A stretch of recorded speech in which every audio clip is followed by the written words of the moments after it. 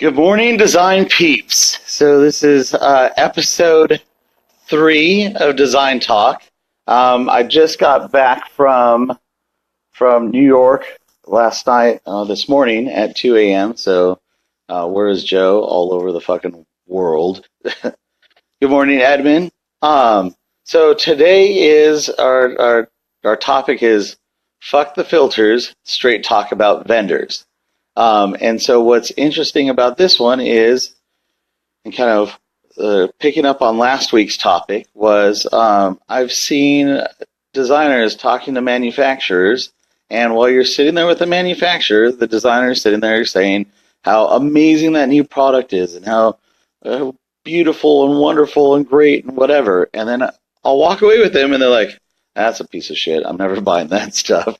So where is that transparency? Where is that part where us as the design community starts speaking honestly with the manufacturers so that we're dictating to the manufacturers what we want? We're the design community. We're the boots on the ground.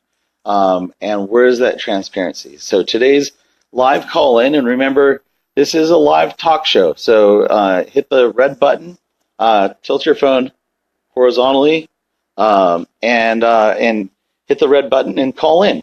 So today we're talking about relationships with your vendors, your IPs, and let's have it. Let's hear from some of the vendors today. I know, Casey, you've been flirting with calling in, so call in and talk to us about your relationship with designers and how you can build a better relationship with your designers, what you're able to offer, and how that relationship works out. And then be honest about it. Say, hey, so what we could use is some preparation. We want to serve you better. Here's how that could work. So today's topic is fuck the filters, straight talk about vendors, and let's have that conversation. Again, Design Talk is an ongoing conversation with the design community about the industry. So, Kathy, I appreciate when designers are honest if they would ever use my products. Yeah. It is important for that honesty. Be transparent, be people, quit the bullshit, and let's get this job done. Let's go back to being creatives, and let's take that voice back as a design community where we've got a voice and we're letting the industry know, hey, industry, these are the things that are important to us. I've been in this industry for 18 years. I was out at New York talking to designers, talking to manufacturers, and the manufacturers, they feel the pressure too. They've got to go into product development. They think they've got a winning thing, but they don't know. They would rather hear from the design community, what the design community actually wants and what we're seeking. So let's flip the tide. This is a call-in talk show that has the power to give the design community a voice, so that we can start steering the ship and taking back control of the industry by letting the industry know what we want by having a voice. So you guys don't want to listen to me talk all morning. Hit the share, hit the video icon. It's a red little button. It might be over here. It could be over here. Call in.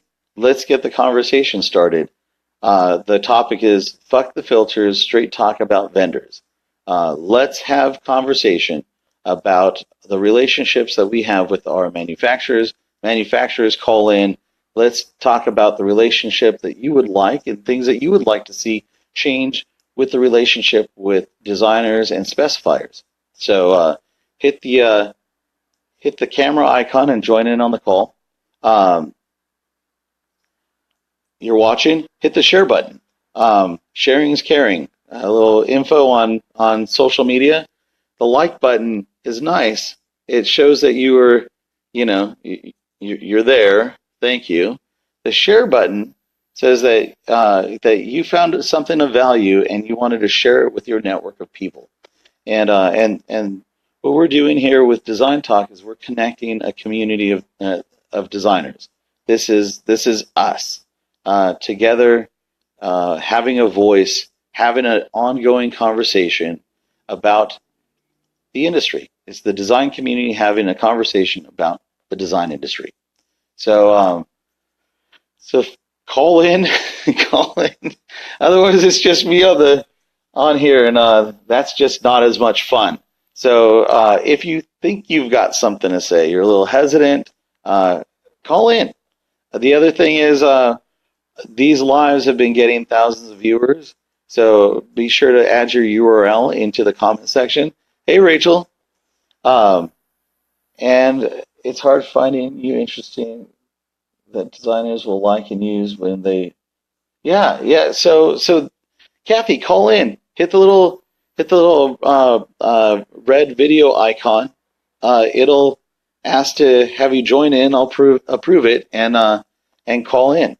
This is about you guys. So hey, Rachel.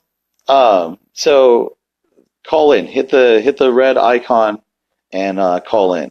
For those who want to, if you find something of value, hit the share button and share it with your network. Kathy, you can also call in and not go. You can call in through audio only, and so you can still join, but you'll be,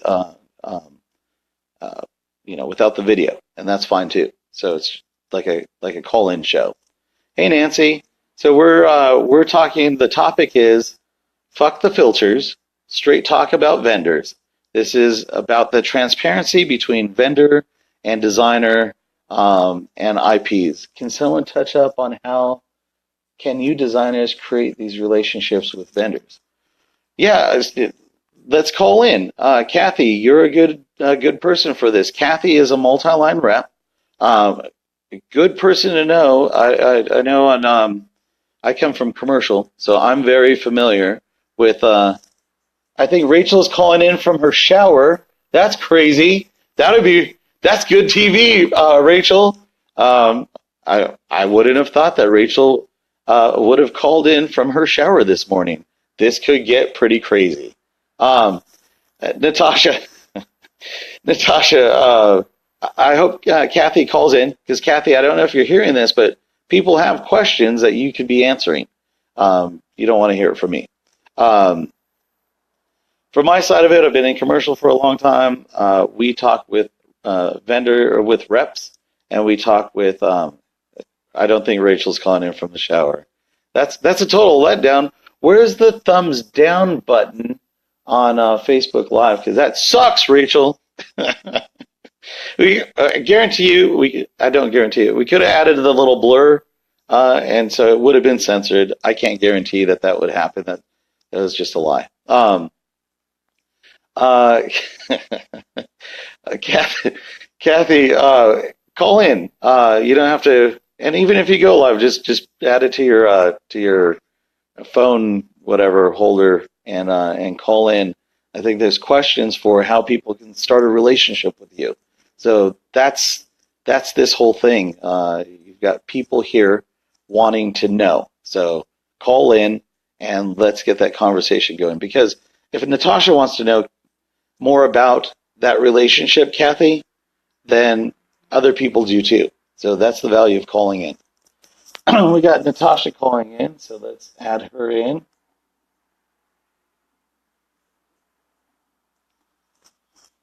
Natasha in. As we add Natasha in,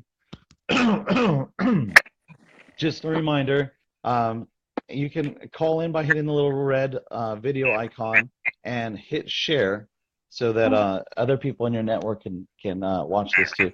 Hey, Natasha, good morning. Good morning. How are you? Good. Trying to get the right light here. Hold on. So if you could, while you're adjusting, could you tell people a little bit about you, and then we'll jump right into your comments about fuck the filters, straight talk about vendors. Again.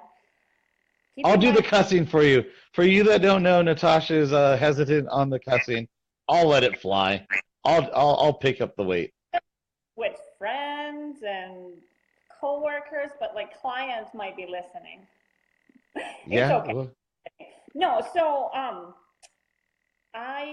Natasha. I'm an interior designer. I have my own firm called Natasha Jones Interiors. Follow me on Instagram. I'll put some info down there. But gotta do a little plug-in. Yeah. far as this topic goes, I really don't know much about because I am fairly new to the industry. So I want to start with a question. If there are any vendors around, how can we how do we even begin creating that relationship with them at the beginning of our careers? Yeah, yeah. So, hey, vendors that are listening and multi-line reps that are listening, sales reps that are listening, um, Natasha's got a question that I will tell you not only, and Natasha, how long have you been in interior design? I've been doing design and decor for about 7 years, but I've only opened my firm about a year ago. So actually, exactly a year in October it was. So I do This is struggle. Natasha who's got a firm that's a year old, and she has questions about creating relationships with new vendors. Uh, I guarantee you that there's people that have been doing it for 5 and 10 years, and they're open to more vendors as well. There's design students that are just now getting out into the market, and they're needing this answer too. So, um, manufacturers, sales reps, companies, call in. You've got people that are looking for those answers. For those sales reps that are looking to make sales commissions, Natasha's sitting right here, and she would love to know more about how to get in contact with you. Um, I'll throw some of the simple ones out there are getting out to events, going and networking that way. That's a great way to meet new vendors and establish those new relationships. Um, Networking, you're on Design and Style, and then are you on MyDoma? I just registered for my Doma, and I'm doing the one-on-one call with Tanya on Thursday. I'm so excited about it. So Yeah. So again, these are communities, Design Wall, MyDoma, where you can leverage other people within our industry to create those relationships as well. and I think This is a being part of community. Facebook groups helps as well. I just wonder, like locally, because it gets a little intimidating to newer designers reaching out to these vendors, whether that's a furniture manufacturer or a window treatment place, because we want to make sure that they know we're legitimate and that we get the right recognition. So I guess I just want to know from some of the vendors or manufacturers as to, is just knock on the door and introduce yourself enough, or do they need something else? So For you guys that are listening, so some of you designers have know how to do this. Call in. Let's share it from the designer perspective. For designers that are listening, I know you've got your sales reps and I know you've got manufacturers in your network. Mention them in the comments below and tell them to call in on the talk show to answer these questions. This is a community. The easiest way to share, mention a person in the comment feed and they're going to get plugged right into this video and they'll be able to pick up and answer that question for Natasha. This isn't just answering the question for Natasha. This is answering the question for everybody like Natasha who doesn't know and is looking for this answer. For you manufacturers, this is a relationship that's sitting on the table and it's not being tended to. Kathy mentioned earlier for the designers, answer the call from those reps. That's a good way. I'll play devil's advocate on that one. As designers, I've got a million things to do. I got you're the lighting company calling me. Well, I got flooring and I got wall coverings and I got window treatments and I got a shit ton of stuff to do. So if you're gonna call me, be quick with it. Shoot me over the info. Hey, just pop it in. Wanted to introduce. Let me shoot you over some info. Feel free to call me. What's a good time to reach you in the future? Be quick with it because designers, we got a shit ton of stuff to do. There's you and everybody else. So that's why they pass off the calls because sales reps call. I know because on the manufacturing side of it, we had the sales reps and I'd listen to them going, have you no respect for people's time? You call and you're just chatty and fucking bullshit. You want to go grab lunch? No, I just sales call, right? You don't want Yeah, it to be a sales call. You want it to be a relationship building call, which is there where you the go. Yes, yes, for sure. yeah. But still, someone else weighs in on this. How was New York? New York was awesome. I'm working on a bunch of stuff, and so we're making a lot of headway on it. Um, I kind of teased it up last time, so I am looking to promote. I'm doing a.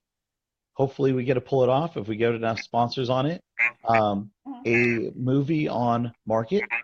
So it's about why it's important to go to market. So we've got two film crews. One will follow Kelly Ellis from her journey from home through license agreements, panel discussions, parties, the design celebrity lifestyle at these trade show events.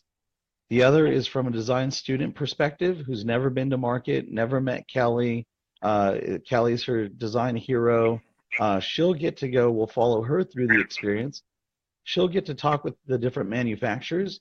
Those manufacturers will have an opportunity to talk to her in lay terms and say, so this is how we operate. This is how we interact with the manufacturers and the different buyers. And do we sell to the trades? Are we wholesale? So they'll get a moment to talk in very simple terms to a design student about how they serve the industry. Fair. Not so much product sale, but this is how we work. In the end, we'll follow the journey. They'll end up comparing notes on the difference between, an up and comer versus a design celebrity. Um, at the end, what we're going to do is we're going to release this through the trade associations so that they can do a movie premiere night. This will help build membership for the local chapters of all the different trade associations. We're also putting this through all the design schools. So this gives an opportunity for those design students that are coming into the industry to understand how this actually works and give them that design celebrity something to aspire to so that they come in knowing the value of going to trade show events and buying in a direct relationship with the manufacturers. Um, and then ultimately, after all that, we kind of got a push going.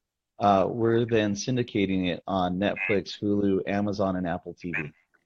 So Cool. this is, yeah, so it could be pretty fun. So for you manufacturers, we are looking for ad sponsorship for that. So uh, throw in the comments, to have me PM you, and I'll follow up with you guys. It should be pretty exciting. It it it should be a game changer for our industry. It should bring a lot of that, like your question about how do I create that relationship. These events are great for that relationship building, but maybe that's not very apparent. And so we're putting together a film that says, this is why this is so important. This is why this can change your business going into the future. So, um, yeah, so we're putting that together. I think my messages got stuck scrolling. So, um, people call in. Natasha had a question. So, I saw a few people hitting share. Manufacturers, this is a great opportunity. Natasha was asking, how does she start a relationship with you?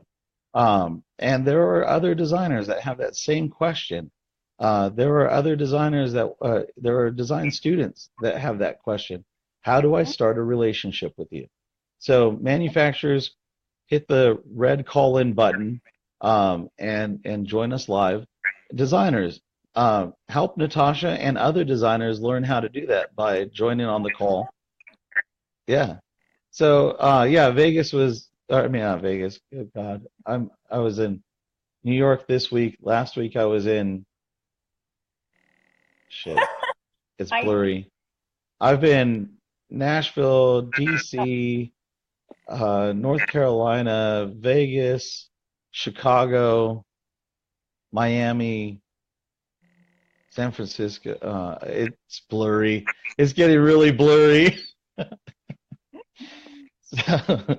So, should um, definitely have to make time to go to a show, or have you never immerse been? Chicago or something soon. Have you never been?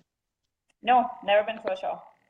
So And what's held you back? the reason is what do? I just show up there? Do I I think not just me, but a lot of designers at my level right now they just don't know what the right steps are to take. So I would love to hear some feedback from some experienced folks.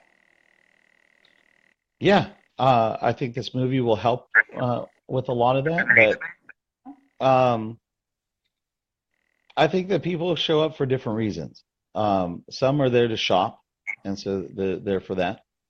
Um, Others are looking for the networking and the connections, and that's so huge. So I would that's what say, yeah, and then they've got the panel discussions, and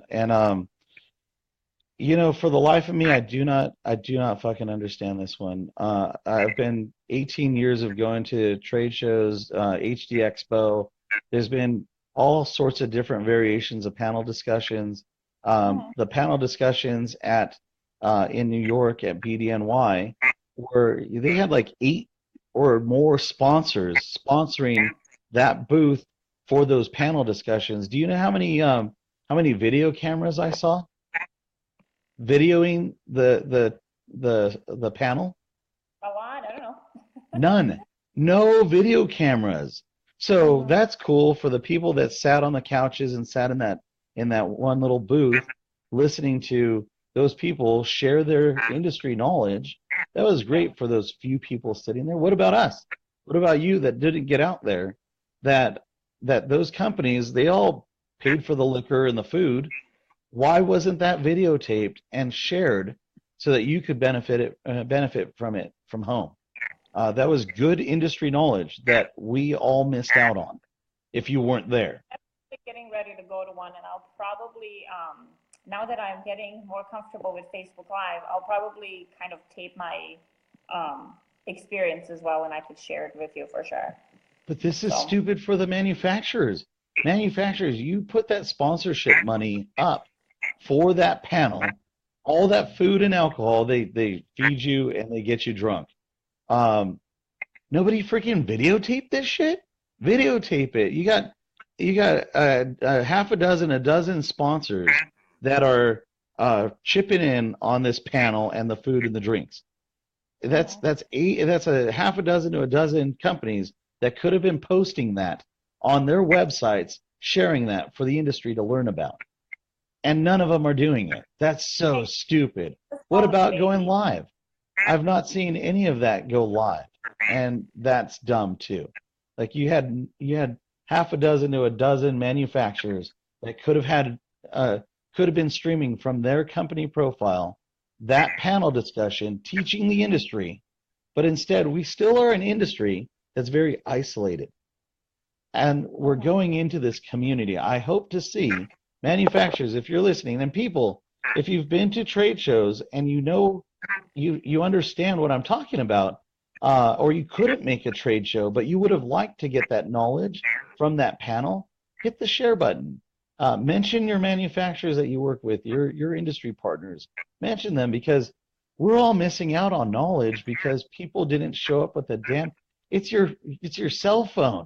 Yeah. Have a manufacturer set up a tripod and just videotape the thing that's already being done and share it with our industry so that we can learn and benefit. And it's crazy that that's not happening. Corinne, if the manufacturers went publicly, I can't believe they're not. Yeah, right, Corinne? Hit the share button. Mention your manufacturers. This is the stupidest, easiest fix in the world. Get your cell phone. You've got sales reps sitting there. Have one of them take out their phone and go live from the company account. This is stupid, and I don't know why we're not. Pop off, so if anybody else wants to call in, can I show you my art doll? Sure. And hey, while she's moving the camera around, people call in. This is a live call-in talk show. This isn't about me. This is about you guys. You can't see it from the window, but it's my Beatles. It was done by a local artist. I just wanted to show you. Oh, nice. I was talking this weekend. I don't know. I haven't seen Sandra on yet, but just yesterday I was talking with Sandra Funk about the funk. I'm gonna slaughter it, Sandra. I apologize already. Sandra Funk Designs. We were just talking about that yesterday. Um, as a community, as designers, we reach out to. We work with the big guys, and that's awesome. But we also work with. Hey, Shayla. Shayla, call in. We're talking. The topic is fuck the filters. Straight talk about vendors. And Natasha had a. Oh, Natasha's signing out. Natasha had a question about how to create the relationship with manufacturers and vendors. Just a moment ago, we were talking about why the videos, why the panel discussions at trade show events aren't being recorded and they're not being streamed live. As a and then yesterday I met with Sandra Funk. We were talking about the importance of the local vendors. So as a designer, most likely there is most likely you are working with some manufacturer, some local manufacturer, and you've done some unique design at some point. Why are we not then looking at that as an opportunity to create a product line? We're doing all this. Antoinette, you can't call in. Is it because you're on your cell phone? If you're on your cell phone and you want to call in, take your phone and go horizontal, and then you'll be able to see the little red call-in button. So I invite people to call in. We're talking about fuck the filters, straight talk about vendors, and this is the transparency with vendors. This is the relationship building with vendors. We were just talking about why at trade show events these panel discussions aren't being videotaped and streamed live for the benefit of the design community. That's cool to have a panel for those 20 or 40 people that are sitting there eating your food and drinking your alcohol. But what about the rest of us that couldn't fly out to New York? I've been in this industry for 18 years. This is the first time I went out to BDNY. But all these years I've been missing out on video content from those panels that are happening there anyhow, and hell, that might have inspired me to get out there sooner. So why are these manufacturers, hey manufacturers, call in. Why are you not sharing these panels as video through your emails, through your websites, through social media so that we can post these panels on YouTube? Share with us. Let's get our industry knowledgeable about simple things. I just can't believe that these panel discussions aren't even being videotaped or broadcast. People, call in. This is a live call-in talk show. You have to have your phone in landscape mode, so you got to go horizontal with it. You'll see a little red video icon. Just hit that, and then you can join in on the call. Rugmani, feel free to call in. We're talking about manufacturers and designers and the rep relationship. Nicole, you're with. I'm going to slaughter this. I'm going to slaughter it. You're a rep for manufacturers through a showroom. Join us live. I had Natasha just called in and was asking how does she create a relationship with the manufacturers. You're a perfect person to answer that question. Kathy was on earlier. Kathy mentioned some of the manufacturers that you've got on board and have them call in. If Natasha had the question of how does she create a relationship with you, Nicole, and you, Kathy, then there's other people watching and there's other people that this will be shared with that they've got the same question. There's entire design students that don't know how to create that relationship with you. This is a good opportunity to share with them how do they create that relationship with you. So feel free to call in. Just hit or maybe it's over here, the red video icon. It looks like a red and it's got a white video icon. Click that and you'll be able to join in on the call. I just saw Nick share. So other things. So if you guys are finding stuff interesting and this is of benefit to you, it'll be of benefit to other people too. Hit the share button. Hey, Jason, we just had a person call in, and their question was, how do they create a relationship with the manufacturer? And if Natasha had that question, then there's other designers that have that same question, and there's design students that have that same question. We've got Nicole calling in. Let's add her in. And as we do, I'll just remind people that this is a call-in program. So hit the video icon like Nicole did and join in on the Oh conversation. no, I'm not gonna actually be on it. Yeah, you're on it, Nicole. How's it going? Hey. Good, how are you? Good, good. So me and Nicole know each other from Orange. I live in Orange County. We've been to a bunch of different stuff, Modernism Week together. So can you give a quick plug about your company and what you guys do, and then we'll go to answering Natasha's question. Absolutely. So I'm at Expressions Home Gallery, and we're a showroom located in Irvine. We distribute plumbing and appliances and hardware. And basically, we have relationships with all of our vendors and manufacturers, but we are kind of like a liaison for our customers, our designers who come through to develop those relationships with them as well. But in addition to that, I'm with NKBA. ASID is very similar in this too, where all of our meetings that we have each month are opportunities to network with these different manufacturers as well, because typically they're either giving the CEUs or they're in attendance there to try to network and develop those relationships as well.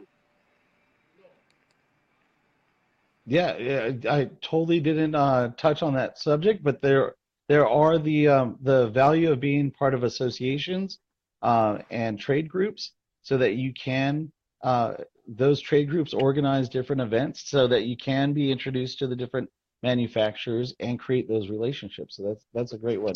Thanks for sharing that one. Yeah. Also, having come from the rep side, we're always looking for opportunities to develop further relationships with students, with designers. There's luncheons that are typically hosted, different events at like Roll, for instance. They'll put on different designer luncheons to get feedback from designers. Typically, their reps will go out and try to set different appointments with design schools when we have the opportunity. And I have to be honest, probably the more difficult part from my side is finding those opportunities. So if there's design schools and students who want to develop a stronger relationship, I would absolutely love for them to reach out to me so I can help enable that and make that happen. Yeah, we're kind of in a new phase, I would say. We've got a lot of emerging technologies coming up. We've got e-design, and we've got different platforms, and we're creating these new things. Jason Harris has TDN. We've got these new platforms, and we're in an exciting time where we've got accessibility. But part of that is, well, so how do we engage different people? So good question. Are you in front of your showroom right now? No, I'm not. Oh, okay. I was like, oh man, you could have flipped that camera around and did a little sharing there. So well, I can do that at a different time. yeah, call in. We do this every Tuesday. Okay.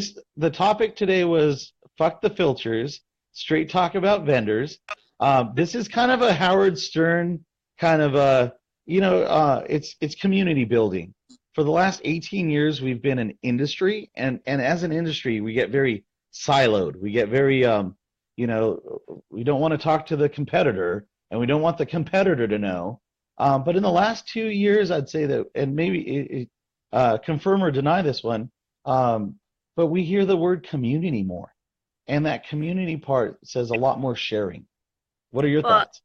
I think that that's very specific to certain people as far as it being more closed off. I've been in this industry for over 20 years now, and I came in probably the late 90s when it was a wonderful community. I mean, we were flourishing. It was very welcoming. Everyone embraced everybody, really. And so it was more of like we all had an opportunity to get business out of it. And so we worked together. And that aggressive part of like, oh, that's my competitor, I can't talk to them, wasn't there. It probably started to strengthen a little bit, that competitiveness when the economy was a little tougher.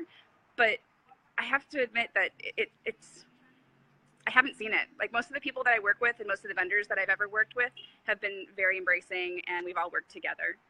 Yeah, that's awesome. That's awesome. And with technology and connectivity, I'm just looking at that increasing and speeding up. But yeah, we've got, I don't know who it is. Let me see. Mort calling in. Um, Oh, Bert's awesome. Yeah, let's hear from yeah. him. Okay. So thank you so much. And if you hear something that sets you off, or feel free to call back in. Okay, will do. All Thank right. you. Thanks, Nicole. All right, let's get Mort in. Mort, hopefully you're still there, and I'll add you in right now. And while we're adding Mort in, again, the topic is fuck the filters, straight talk about vendors. This is transparency. This is talking to vendors. Vendors call in. This is your opportunity to talk with the design community as well. Um, and Nicole earlier had the question, how do they start a relationship with you? So let's get that conversation going. For everybody who can relate to this, and kind of can relate to the trade show stuff, and being able to want to watch those panel discussions happen, and why aren't we watching this on video? Um, Hit the share button. Share this with your manufacturers. Mention your reps. Mention the companies. Um, Sharing that idea of sticking a camera at an event and sharing this, uh, that's a no-brainer. Why aren't we doing this, people? So share with the manufacturers. Let them know, hey, I can't make it to your show, but I would love to hear from you still. Mort, it looked like you had called in. Hit the call-in button again. I think it's the red button over here, and I'll add you in. I was trying to add you in, but it looks like you dropped off. And again, anybody, feel free to call in. We've heard from Natasha. We heard from Nicole. Call in. Let us know. This is a live Facebook call-in program, giving our community of designers and creatives a voice to talk with manufacturers, talk with Nicole, a rep. This is And Nicole's way more than a rep. She's tied into all the different trade associations. She's very active. She wants to know how to get in front of more people. We want to educate this industry. We want to give designers the tools to be able to go out and win those jobs and grow your businesses through knowledge of products and knowledge of companies. So call in. This is a Facebook Live call-in talk show for the design community about the design industry. And don't be afraid to open up. This is we've got an explicit language warning so that we can be free. A community doesn't filter. A community accepts people for how they are and what they bring to the table, and that's what we've got here. So call in. Don't stand on the sidelines. Be a part of this. Hit share. Grow this with other people so that we can continue to grow this too. Sarah Parker Samantha Parker just liked. So hi, Samantha. Samantha has badassery. I'd like to say it's a women's empowerment group, Samantha, but it's been way more than that. I've been empowered by it. I don't know if that just means I'm in touch with my feminine side, but Samantha's got a crazy platform. Women CEOs, you girl bosses, follow Samantha. Badassery. It's an empowerment platform to be able to speak out. And quite honestly, it was a lot of the motivation behind Design Talk. Let's cut the bullshit. Let's have adult conversation about our industry. Let's get communication going without feeling held back by shit. So let's see, Antoinette, knowledge is power. Without knowledge, you have no power. Just being here gives you knowledge you did not have before. I will call in when I'm dressed. Or not, it's good for a radio, Antoinette, or good for a TV, Antoinette. I'll call in when I'm dressed next time and more coffee. You don't need the coffee. Call in. Nicole shared her email, so feel free to reach out to Nicole as well. Call in, people. You really don't want to just sit here watching me. I'm not that interesting. You guys have the industry experience. Hit the share button. Get your manufacturers on the line. They can hit the call in button. You can hit share. Mention your manufacturers. Put at their name. Tell them to call in. If you're worried about stuff, your hair's not done. Don't worry about that. Again, we're cutting the bullshit. This is just, look, you and everybody else isn't ready to go live today. I wasn't ready to go live today. My brother was in the process of moving. He's renting a house. I'm staying with my brother up here in Lancaster while I build out a tech ecosystem. My desk isn't here. My lighting's not here. This was not well prepared. I got in at 2 in the morning, and this is just reality, people. So call in. We've got Antoinette calling in. Don't be afraid to be raw. We are a community. If you think, this is tough for you, it's tough for other people too, and we're in this shit together. Let's just connect as a community. So, yeah, Angela, it's all good. We don't need all the fluff. Exactly. So, Antoinette, you should be able to join in on the call here. We've got Antoinette calling in. Again, people, hit share. Get this conversation out. Just for the streaming of panel discussions at events, just that part. If today's episode could get more manufacturers doing that. Hey, Antoinette. Hey, I told you I'm not dressed. My hair's a mess. No, that's cool. Yeah. Yeah. I pulled an all-nighter again. That's what I do a lot in this business. So, sometimes maybe other people have the same problem, but I get real creative sometimes at 10 or 11 o'clock at night. And before I know it, it's 4 in the morning. So anyway, plus it's the only time you can work without interruptions. So anyway, just people were talking about vendors and stuff. And I've been doing this a long time, and just do a lot of research. And so much is available online that wasn't there 27, 30 years ago when I first started in the industry. So you have to really, look at vendors and look at some of the higher end ones, start with them, look at their price points online. Sometimes you can find them, sometimes you can't. But you have to, I saw people asking questions in another group that they don't know what things cost. And it's pretty easy to find out what things cost if they just go out and go shopping into a retail store, maybe pretend like you're a customer, sit on things. You don't have to wait for market to go do that. But if you walk into a design center and you have a little bit of knowledge, you're going to get probably a little more attention from the people that are working there. They get a lot of design students in there, and they get a lot of people that possibly don't know anything, or they might be customers or clients that are trying to buy wholesale. So there is a little bit of scrutiny that goes on in the industry, because a lot of people do pretend to be in the industry, and they kind of give you a bad name if you're they can't, they're trying to really feel you out to see if you're serious about this industry and worth their time. I hate to say it, but it's true, because you're at a different level. Well, and I'll share to kind of have a conversation about that. So from the manufacturer side of it, look, from a manufacturer side of it, we give that trade discount so that you keep buying from us. You're not a homeowner with one kitchen. You're a designer who's going to design multiple kitchens. We want you designing dozens of kitchens per year. Hell, you should be swimming in projects. Yes. And we'd like you to come back to us. We'd like you to come back to us to be the vendor of choice for that solution. Right.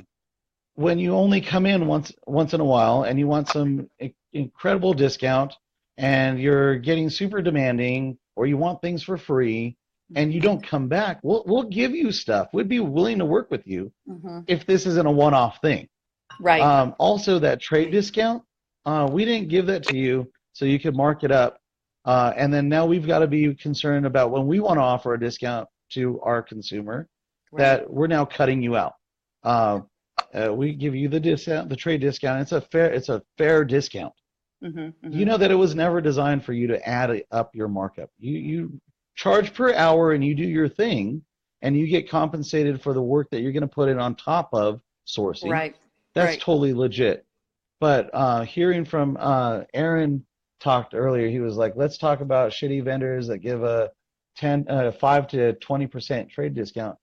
So they give that so you can have a competitive advantage. They Right. don't give that so you can mark it up and make a profit off of it. A charge per hour for your time. But that discount was a competitive discount. It was given to you so that you could come back and buy our products more Right. when you're specifying for more project. We're assuming you're Right. going to go, and that's where our And customer service comes from. and the more you are in business and the more you do, the better your discounts will be. Yeah. You kind of have to earn that. Yeah, it's a relationship. It's a Yes, relationship. exactly. Yeah, it's a two-way And street. for like Yeah. like you had said, coming in. Too. Yeah. Yeah, like you had said, when you first come in, there's a feeling out period. But the Right. more you come in, the more Right. that vendor goes, okay, well, you're bringing me work. So, Right. and I'm able to sell products. From the vendor side, all I want to do is sell product. That's it. Right. Now, you sell a lot of my product. Awesome.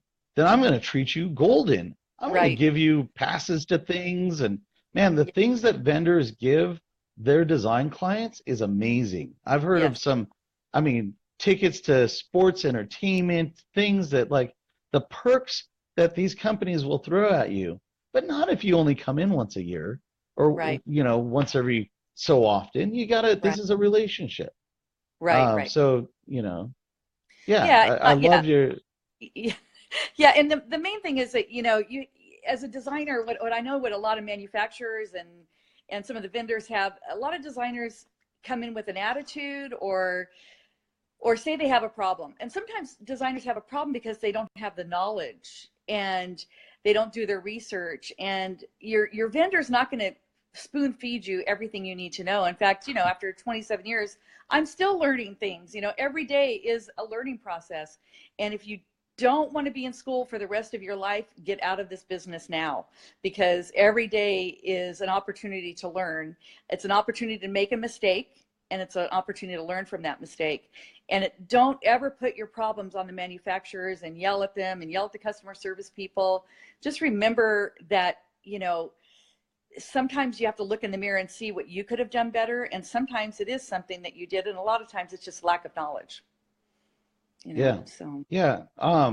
So if you could give, let's do two sets of advice. If you could, and you kind of gave some advice right there, but if you could speak directly to a manufacturer right now, what advice would you give a manufacturer so that they could have a better relationship with you? With myself? Oh gosh. Sure. Well, be responsive. And if you're a manufacturer and you're my rep and you're my only person that I can link to your company, be there for me. Or if you can't get back to me, have an automatic reply on your texting or on your email or something that you're unavailable. And then, reach out to us at night, when you get back. I mean, that's when I do a lot of my email responding, is in the evening. And then, if a manufacturer could be just a little bit more empathetic with us as selling their higher end products directly to the customers, if you know of something that maybe we shouldn't be selling right now, if there's a problem with it, and you're just hoping that you have a lot of imports coming in and you have a lot of damages, maybe you need to maybe tell us that, let us know that you have to, open those boxes before you go to a customer. Tell us to not have things directly shipped to our customers. I think that's the worst thing a designer can do, but myself, and never have a delivery. I actually would like to speak more to designer. My manufacturers treat me pretty well. So let's talk to designers then. Yeah, as designers, you need to, don't have something shipped to your customer direct. I just don't believe in that.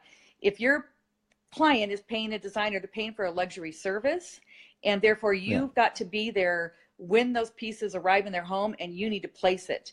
And if there's a problem, you need to be calm, bite your tongue, and say, oh gosh, you know, this happens in the industry. We need to get this fixed for you, or, you know, go out to your car and start making phone calls and fix it.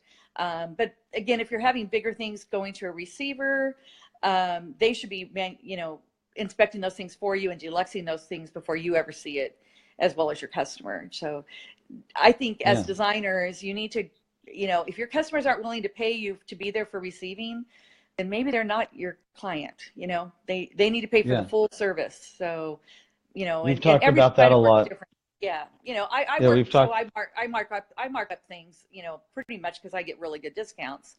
And, you know, I've been in the industry long enough where if I don't get a good discount, I find a place that I do. So Yeah, Angela is supporting you on that one. Never get why anyone would have drop ship to the client. yeah, If it is yeah, if it is a luxury service, and I would warn that I don't know if you guys noticed, but Instagram is now looking to release their um, buy now feature. yeah, So the products they're about to become the world's largest retailer. They wow, were gonna, with this new feature, they're gonna. I mean, my prediction is they're gonna obliterate Wayfair. They're gonna obliterate Dot and Bow and all these companies with the e-commerce, because uh, we're all on Instagram. We've been on it for a long time, and they're gonna go straight to the consumer. So if you're that interior designer and you've been in situations where your customer is standing there on their phone saying, "Well, you know, I can find all this here. Why do I need you?" And you're more right, of a shopper for them, and you're not. You're drop shipping things, and you're taking this hands-off approach because you can't be bothered with stuff, or maybe you're right, just lazy about it. mm-hmm, You know what? That's the differentiator. They can find right, it now right, on Instagram, or they'll be able to find that on Instagram. They're going to be able to right, find all those things in one spot, direct to the manufacturer. So yeah, why does the manufacturer need you? Why does the customer need you unless you're willing to put in that extra time and effort? right, And now that is a luxury service. Just shoot, you coming in and dropping off. So companies like and I'm not endorsed by anybody. If anybody would like to endorse me, that's cool.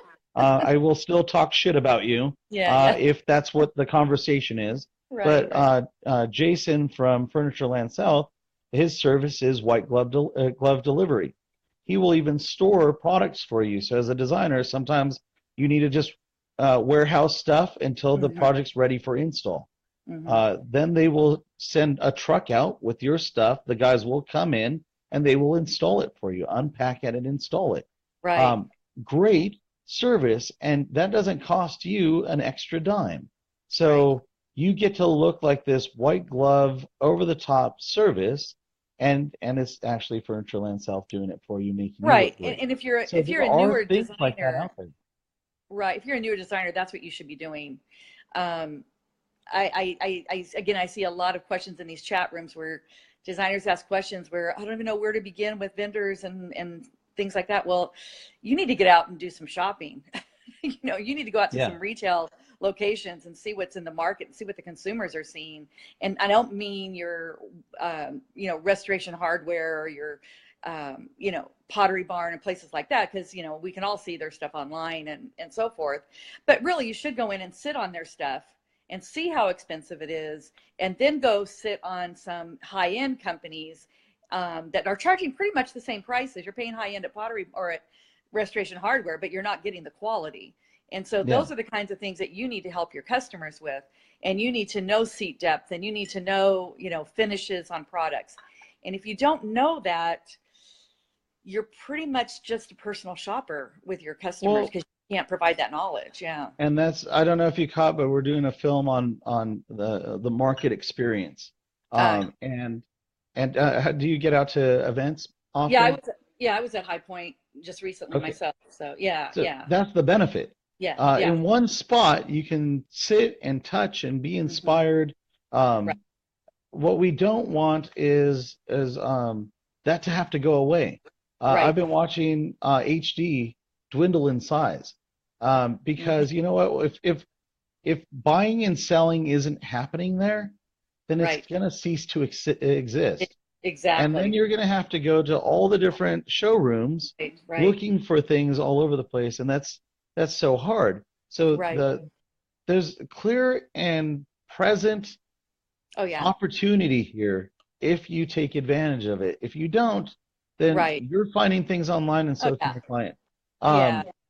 Angela has commented a bunch. Angela, call in. She's got a lot of good info that she's sharing in the comments. Right. She was asking, we don't want the manufacturer selling online. They're going to do that anyhow. And then her other thing was, but is that client a customer the same person getting design services?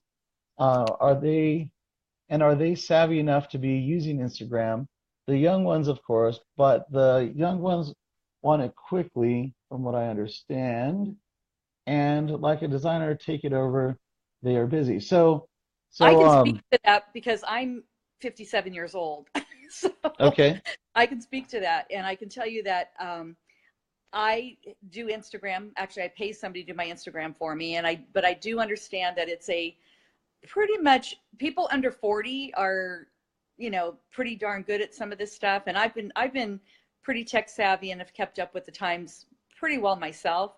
Facebook, I do well with on my personal page because you interact with local people in the community, you get to know people a little bit better, and people do hire me because of that.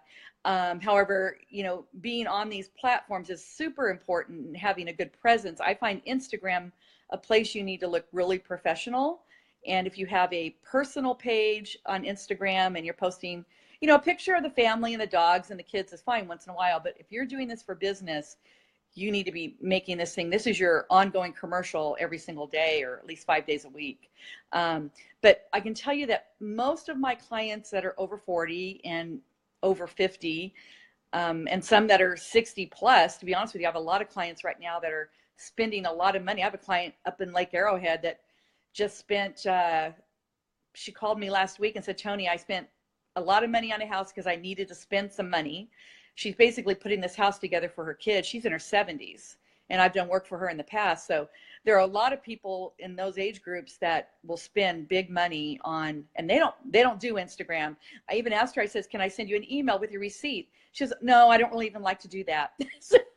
But you have to but really I will caution you though.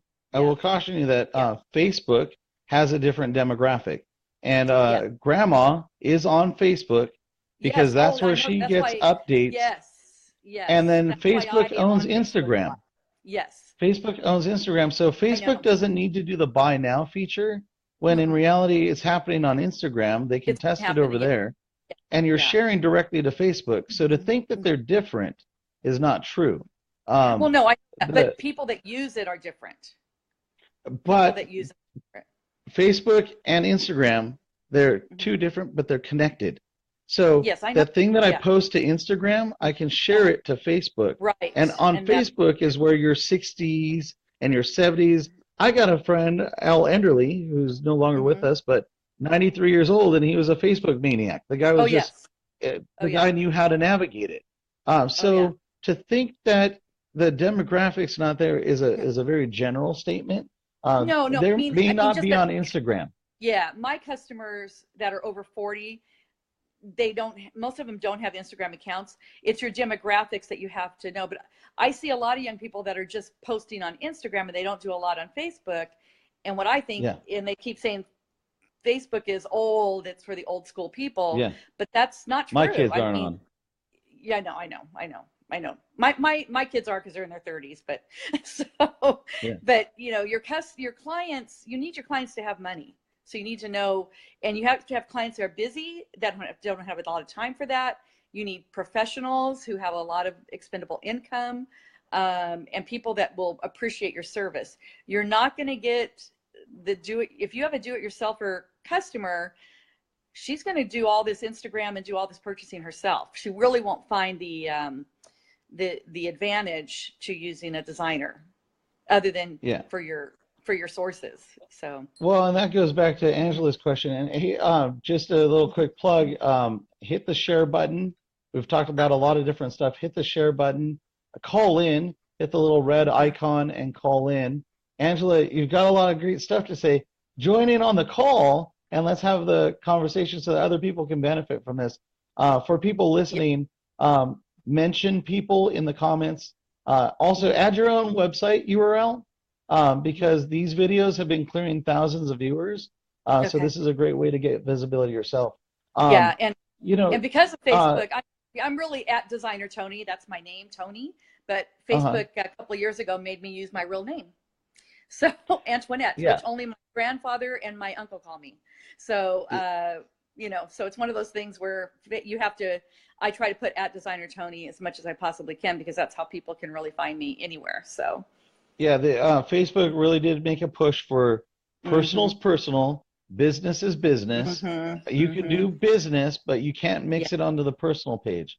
There was a wall that they put up. Yes, they did. Yeah. On Instagram, it's like a different product. So on Instagram, it's for the younger demographic. They're competing with Snapchat. They're competing for that younger demographic. They've given Facebook over to the older demographic, but it still is linked. So what you post to Instagram can be shared over and then brought back over. So they're looking for the crossover between the two companies. Yeah, and I do that all the time. I share on my, you know, even from my Facebook page, I share to my personal page a lot. So I always try to make sure that's out there. Anyway, I got to get call in with people in the background. It doesn't matter. You got to get going. Well, I do. Look at me. I got an appointment at 10:30 with a new client. So man. Get the shower. It was a late night. Thank you for calling in. See, I did it in the raw. Totally raw. Yeah. Yeah, that's what this is about. Yeah. Okay, guys. All right. Thanks, Cliff. We'll talk soon. Okay. All right. For people watching, Angela, call in. It doesn't matter that there's people in the background. This is a live call-in talk show. Worse shit could happen. So feel free to call in anyhow. Anybody watching, the conversation is fuck the filters, straight talk about vendors. We are a community, a creative design community, and this is your platform to talk live in front of a broad audience of manufacturers to share your thoughts. We've talked about why are panel discussions at trade shows not being videotaped and being shared with the broader audience. We've got Facebook Live. Why are these panels not being shared live? We had I'm so horrible with names and Natasha calling in earlier, talking about asking how does she create a new relationship with a vendor manufacturer. We had Nicole call in and talk about that. She's in with trade associations.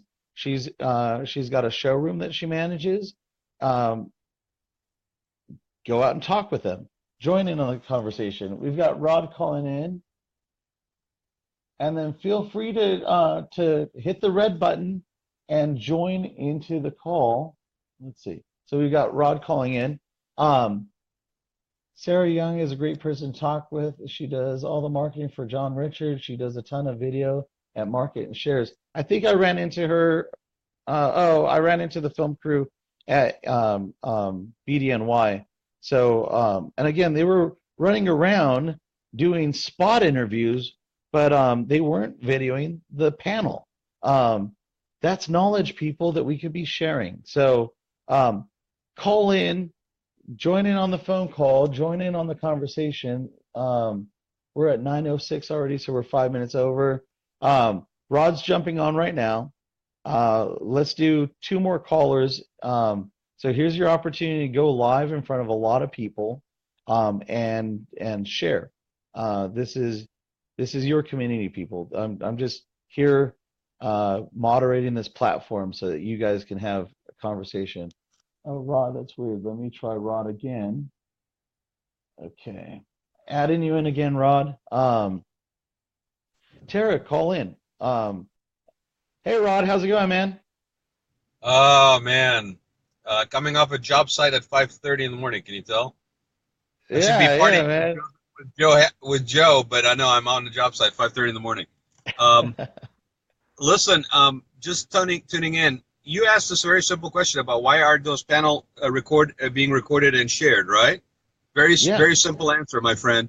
If they did that, there would be less motivation for people to go to those shows and pay for the registration fees. You know, It is very short-sighted from them.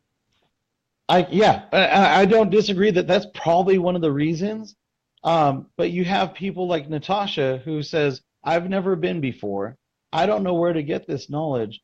So if she catches one of those videos, there's more panels than that.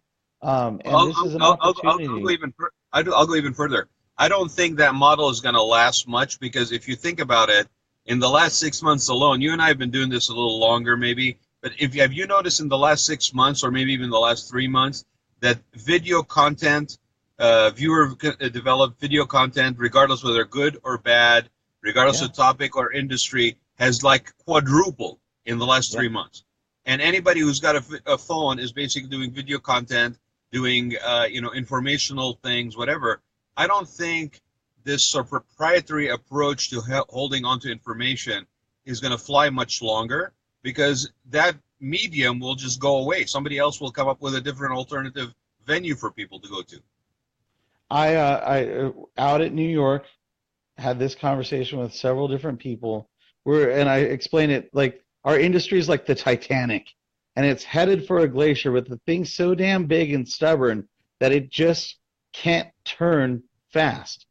And so my plan with topics like fuck the filters is to just run headfirst full speed into the tip of the Titanic and just knock it 2 degrees to the left, and hopefully with enough movement like this, with enough people coming out, the community talking, telling the industry, this is what we need, industry, not the industry trying to tell us, but us with a voice, we can punch the Titanic and move it into a direction that's free sailing, at least for a while.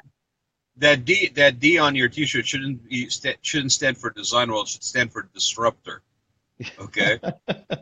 but no, I mean you're absolutely right. And I can't even say that it's our industry only. I see this in a lot of industries. You are a victim of your own success and growth.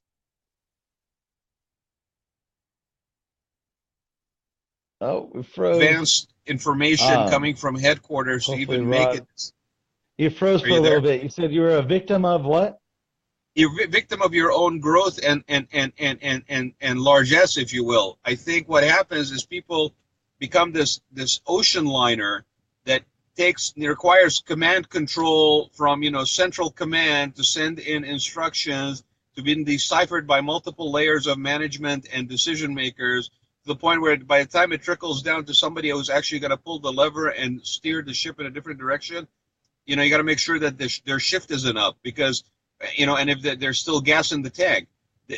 The thing that you see always is that you have these little small teeny tiny speedboats, these teeny tiny little companies, organizations, whatever, that are agile, that are technology maybe empowered, whatever it is that gives them this edge, and they're the ones that are speeding around the little ocean liner so quickly and changing directions and setting course that you wonder whether we do ourselves a disservice when we grow beyond a certain size, honestly. Yeah. No, and it's true. And here's the thing. The Microsoft, they don't create new shit. They wait for that little guy, that little tugboat, that little ship that's floating around. Yeah. And then they go, let me buy that guy. So design industry, this is a wake-up call. This isn't anything new. You guys be the disruptors. You guys go break new ground. And when the big guys see it, when Kohler goes, ooh, that's a good product, they're either going to acquire you, which we've seen them do that. We've seen them do it with Baldwin Hardware and or Bollinger, so whatever. Autodesk, AutoCAD bought out Revit in like 2004 or 2005, okay, because Revit was taking a huge bite out of the AutoCAD business. I mean, I saw it at large firms that I was working at. Everybody on the design side or architectural side, especially the younger people, were using Revit. Revit was a different company that then got purchased by Autodesk, because Yeah. at this point in time, there probably wouldn't be Autodesk if Revit hadn't been absorbed. Yeah. No, so this is opportunity, people. If we just sit there listening to if Revit didn't come along and say, I think I could do something better. And Right. they had humble beginnings. This shit was so clunky at the beginning. It took a long time to hit traction. Right. But they changed an industry. We have that power too. If we're just waiting for the industry to tell us what the new chair is and what the next trend is, don't be a trend follower, be a trend setter. Rod, do you work with a couple of different custom manufacturers to do your projects?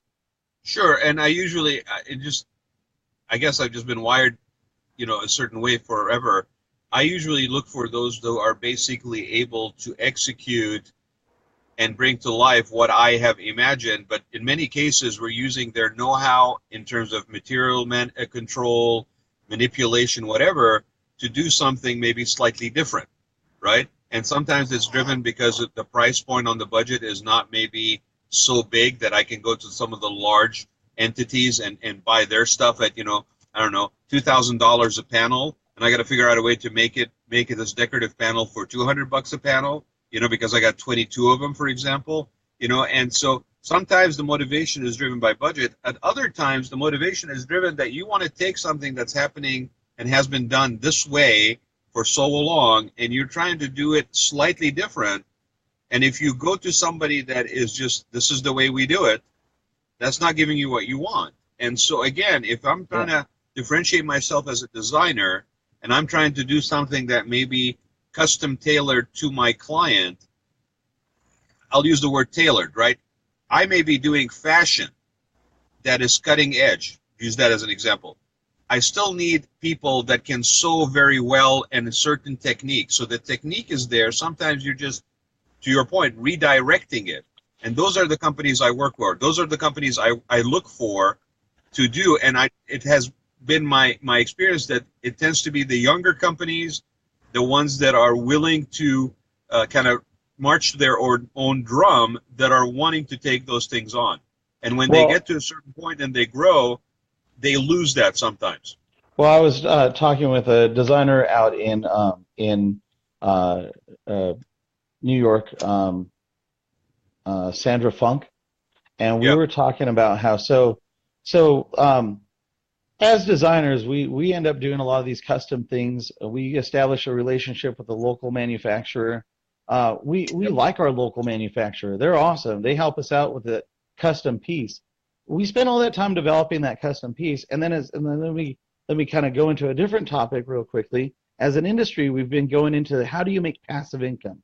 How do you create these affiliate marketing programs? And I think those are bullshit, and I don't think they're going to last very long when you realize that you're now trying to run two businesses. Right. But you created this product with this local manufacturer, and that's a relationship with them.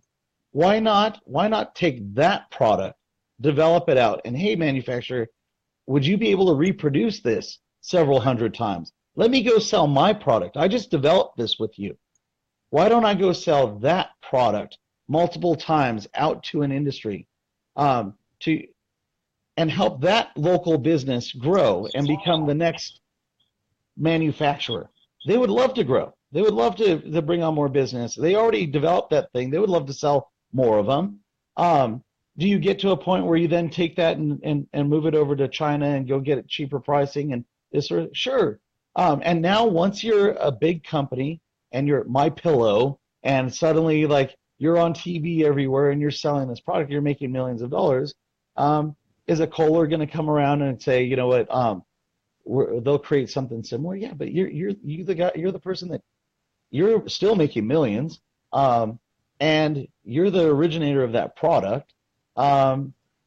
That's your passive income. You know what, Joe, to your point, that's a different pursuit. Like if you're going to do that, it's the old adage: how much of my product, my design, my genuine article gets changed, altered for it to no longer be protected, right? And do you spend all your money trying to copyright stuff that you come up with, or do you spend your time and money keep continuously coming up with new stuff. It's a personal question. People have made a success of both ways, but you commit yourself to having to protect your stuff, making sure that the people you're working with have integrity and nobody's trying to basically try to shortchange you, or all of a sudden your unique design now is coming from China in a containers loads and you have no idea how. I mean, but it happens. It happens every day. It's gonna happen. It happens. Yeah. I mean, you go to any of these trade shows, shit, they're knocking each other off. Like honestly, walking around BDNY, and I've been out to. I typically go to BD West and HD, but man, it don't take much to walk around there and go like same shit, same shit, same shit. And it's the big companies, they're just knocking each other off. And I mean, it's shameless, No, honestly, I don't think anybody even blinks anymore. It used to be back in the day that people were a little bit like subtle about it, Yeah. But now it's like blatant, and now it's like price competition, volume, quality is sort of the last one on that list. But I'll tell you, one benchmark for me, how they say, things don't happen to those who wait in our field. Yeah. Things happen for those who create.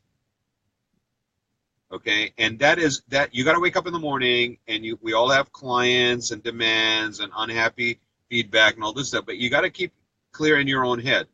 Are you a person that is in this as a creative outlet, as a solution provision for your clients, for people that you're trying to improve the quality of their life, whether it's a business or a home?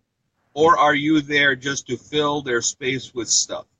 Yeah. Because if you're the latter, I'm not knocking either, but if you're the first, then being the latter versus the former is going to drive you nuts, and you're going to be unhappy, and it's going to show in your work. Yeah. Okay.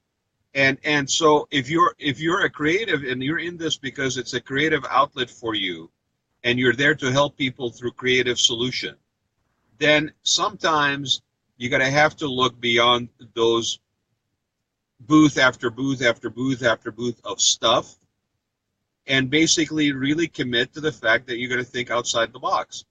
It's kind of scary a little bit sometimes, but it is, and that's why the very first episode we did was fuck the trends. It was very simple. If you're going to market and you're looking to have the industry tell you what the new thing is, then they're telling the customer that too.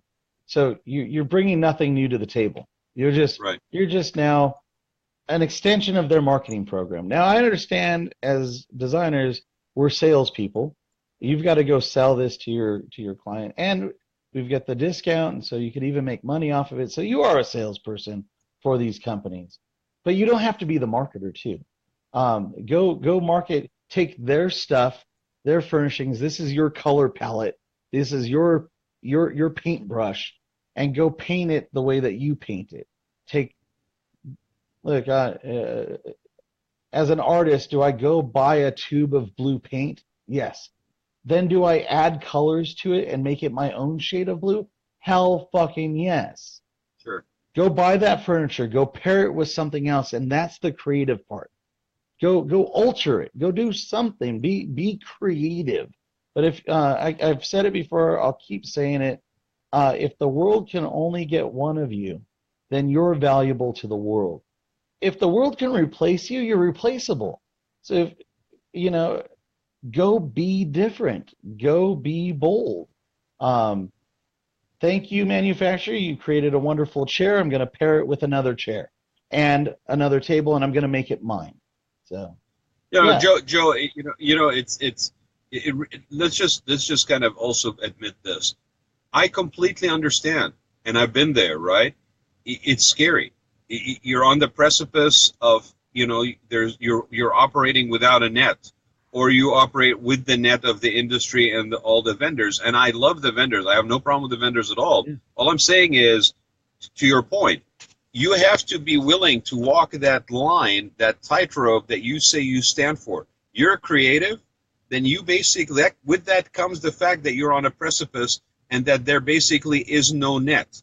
And at Yeah. some point, you're going to have to throw yourself to that trapeze. You're going to walk that tightrope, because that's the only time you really know whether this is for you or not, Yeah. right? And because some people are going to come back at you and go, oh, that was horrible. But do you still walk that tightrope? Do you still take the leap of faith, even though people may not see what it is that you're seeing in what you're doing? That's where the rubber meets the road. We need to make a living, but you get to decide whether you march to your own drum and your own inner voice, or you march to somebody else's. And I When we applaud were- everybody who is basically willing to take the risk and have the courage to try, because the only way that creative muscle gets strengthened. When we were kids, you pushed it. Your parents said it was bedtime, and you said, "Oh, 5 more minutes, 5 more minutes." We Right. pushed it. As an adult, why we quit pushing? Push it. Push the limit. Your client hires you. Throw in some of your own secret recipe. Throw in some of your own flavor. Push their boundaries. That's why they hired you. In reality, Right. that's why they hired you. Otherwise, they could have done it themselves. And when they sign the proposal, you shouldn't forget that's why they hired you, and all of a sudden become a placater to your client. The client hired you as a guide through the wilderness of creativity that they don't really know how to navigate. And once they sign that proposal, a lot of people forget that that's why they got hired, and they stop being the guide and become the yes person to the client. You're not serving the client well. Joe, I gotta go, but I want to share this because you brought something up a minute ago that made me remember. I used to be called in to teach or to speak to classes at Pepperdine University that were MBA, executive MBA classes. Okay, and this was a service marketing class that they were basically taking. And the interesting thing about it was it had nothing to do with creativity per se, or with interior design, other than they basically gave them a spa to do as their project for that class, sales and marketing class. So it was a day spa or a medical spa or something. So I would walk in there because we do a lot of spas, and I would basically talk to them, share with them that, you're faced with dilemmas and issues, and you're basically being asked to solve a problem, solve a puzzle, right? And so when you do that, even if it's a black and white 8.5 by 11 paper that you're writing words on versus drawing diagrams on, you're still exercising creativity. You're still exercising solution provision, right? And so I was in one of these classes, and it was a full class, and everybody's paying attention and listening. We're having an exchange, and then there's one guy in the side that basically is taking down every little thing that I'm saying. He's just writing everything down, right? And then when we opened it to questions, I said, his hand is up, He's like, well, how do you be creative? And it threw me. It really did, because I said, well, that's an interesting question. How the hell do I answer that question, right? And I said, you might as well ask me how I breathe. Yeah. I can't really tell you how to be creative. But then what it made me do is turn the question to the class. And I said, okay, how many people in this class consider themselves to be creative?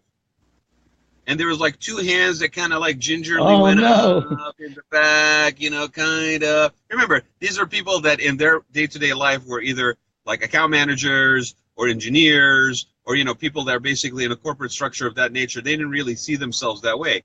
But they basically, the two hands that just kind of like shyly went up in the back of the room. Yeah. And then I said, okay. I said, if I had asked that same question to you guys when you were in middle school or when you were in kindergarten, how many people would say that they are creative? Almost every hand in the room went up. Yeah. Right? So to your point, we don't wake up in the morning when we're born, when we're younger, and feel that we are somehow limited in this 8x10 glossy when it comes to, are you creative or are you not creative? Yep. It's exactly. kind of this. Hey, we're a creative industry. You should change that to I cannot adult any day. Yeah, right. Fuck that. What's an adult? We're creatives. Go tap into that inner child of yours. Go test boundaries. Go push the limits with your bedtime. You're a fucking adult. Make your own rules. You're a creative. You're better than an adult. You're a fucking creative. You're an adult with a childlike wonder in your mind. Go let that wonder fly. Go be you again. How other people got to go in. Angela says she's in an accounting office. You got to duck out. I got to duck out, man. Thanks, everybody. Great to see you, Joe. Have a great day. Definitely. Dare to be creative. Right? Yeah. Tap into that. See you, Rod. Bye. Anybody want to call in? We'll take 2 more callers. We're like way over time. I'm not. I can keep doing this, but if you guys want to call in, hit the little video button. We had Andrew join in and a few other people. If you guys are liking what you're hearing and you want to share that with other people, I know that this is a lot to digest, and we're like at an hour and a half already. We're consistently around 30 people watching. And every time somebody joins on, it shares with their network as well. Every time you hit share, it's sharing with your network. And I know a lot of people think on Facebook, oh, my family and my customers are watching. So are your colleagues. So are your more industry people. And we're all going through this. Hell, if your family member is an accountant, they're going through this stuff too. This whole adulting thing is such bullshit.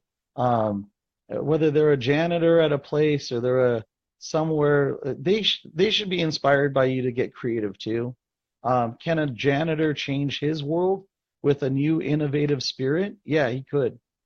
Could that accountant change their world with their innovative spirit because they were inspired by you? Because you're a fucking designer. You're a creative. You're not limited to it has to be done this way. And here are the rules.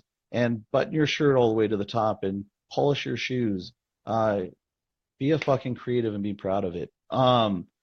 This is a live call-in talk show.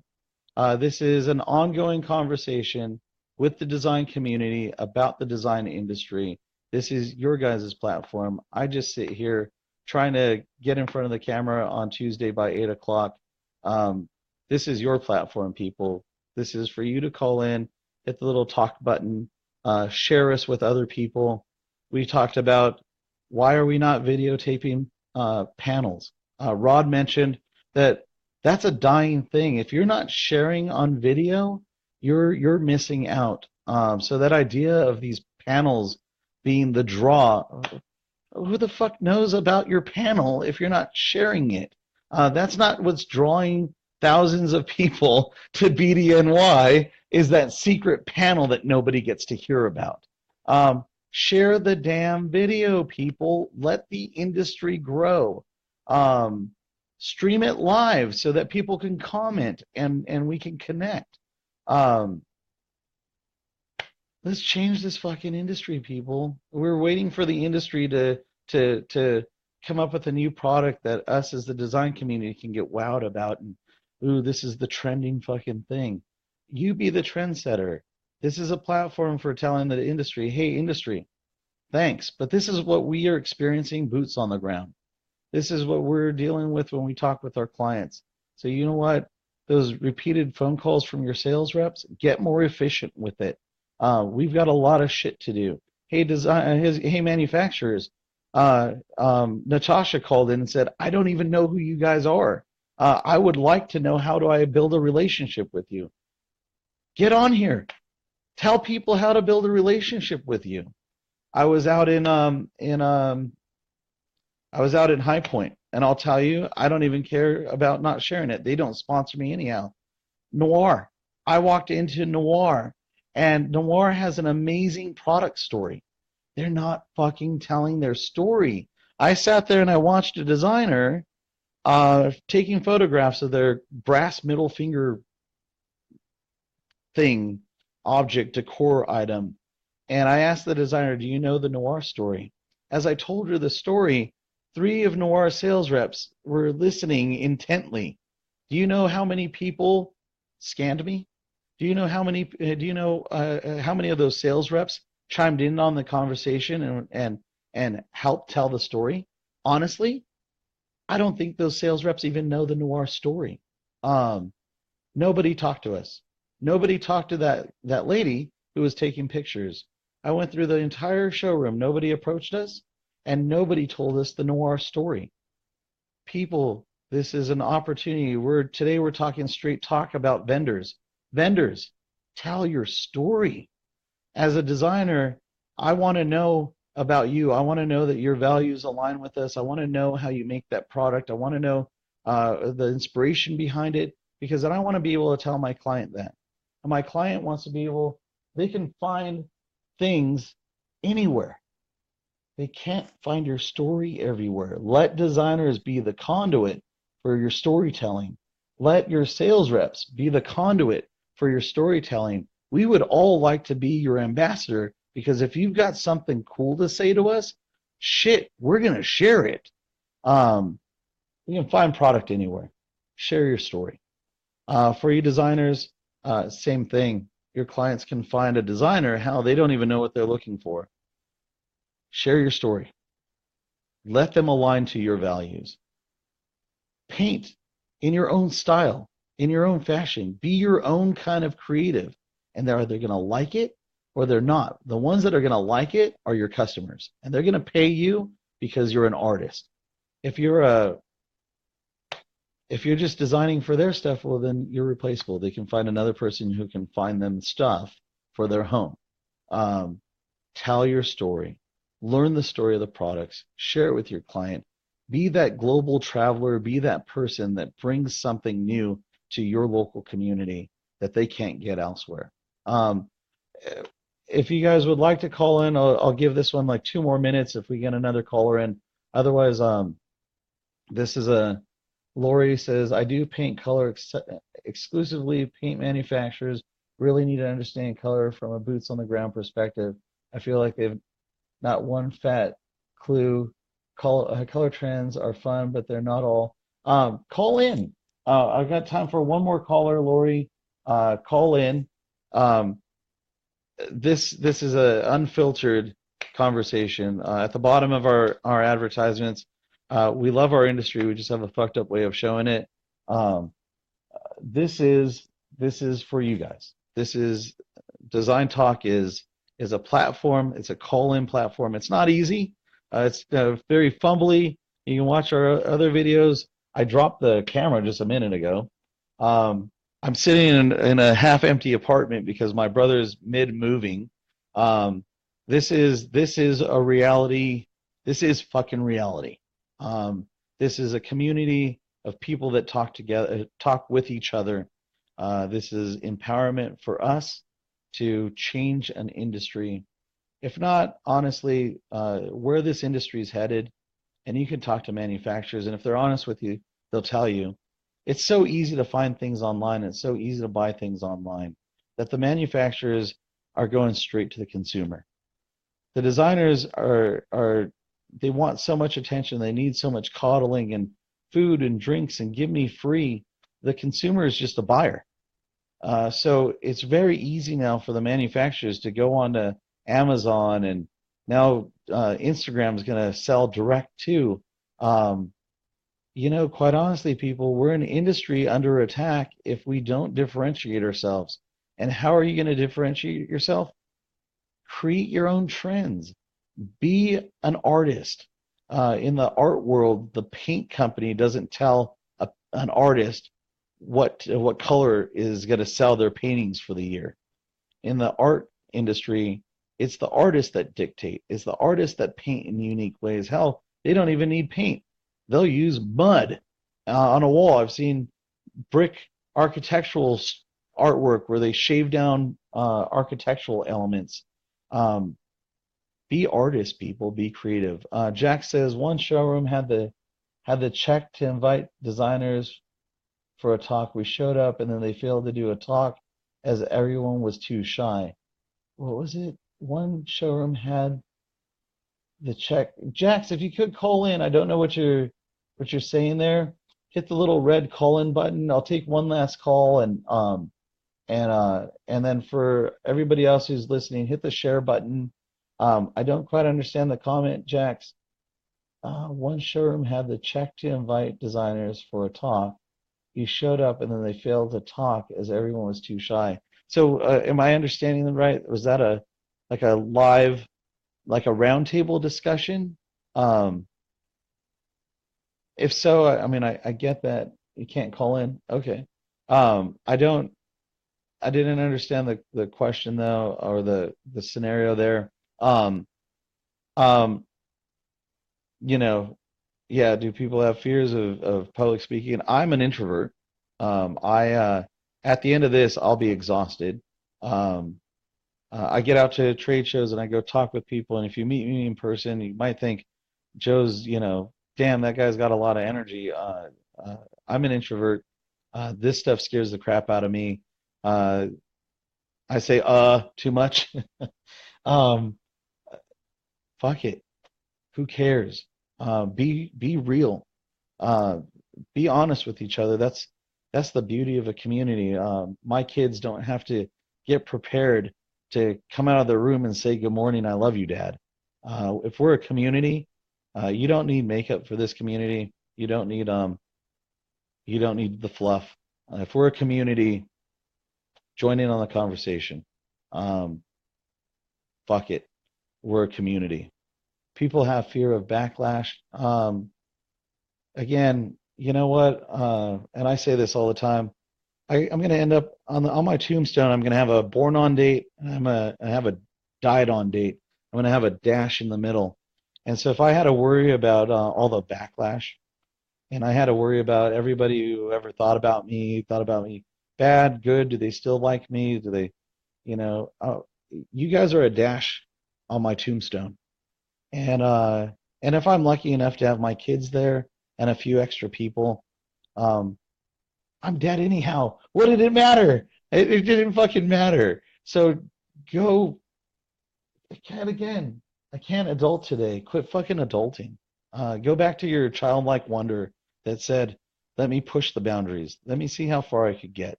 Uh, let me go. Let me go try shit with childlike wonder." Um, They're creatives, people. I don't know how to say it any other way. Be creative. Fuck it. People are either going to like you or they don't. The ones that don't, they're not. The ones that do, they're going to love you if you just be yourself. On that note, I think we'll wrap up for today. I love you guys. I love this design industry. I was I met with um, Sandra Funk yesterday, and we got into the weeds, and I even cried on tape. Um, this isn't easy for me, stepping out in front of you guys and doing all this stuff. I'm an introvert. This is very taxing for me. Um, I think we can change an industry, people. I think we can. I think we can. I think we can impact the world. I hear designers say that they make their homes beautiful for their client. I think you guys do much more than that. I think that you guys change the way that humanity engages with our planet. You guys come from an ancestry of people that have created castles and pyramids and bridges and skyscrapers and changed Vegas and created Vegas. And you guys are an amazing group of people. Whether you're the welder at a fabrication shop, you're the janitor who keeps the place clean so that the designers can come in the next morning and create. Um, you guys are part of something big here. This is your voice. I'm just a moderator, and it wears the shit out of me. So join in on the conversation. Get involved. This is you guys. I love you guys. You guys have a great day. I don't know what the topic will be for next Tuesday. I'll look back through this and see where we're at, but get involved, people. If you guys don't, then we're fucked, or we're gonna get squeezed out of this industry.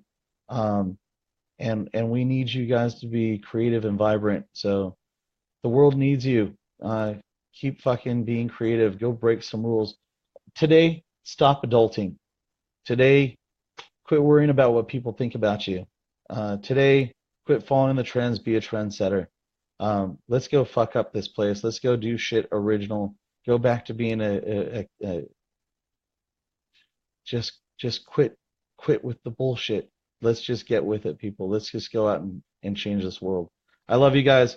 I'll see you guys next Tuesday. Feel free to reach out to me. Join in on the call next time. Hit share. Share this with other people. Let's get out there. Have a good one, guys.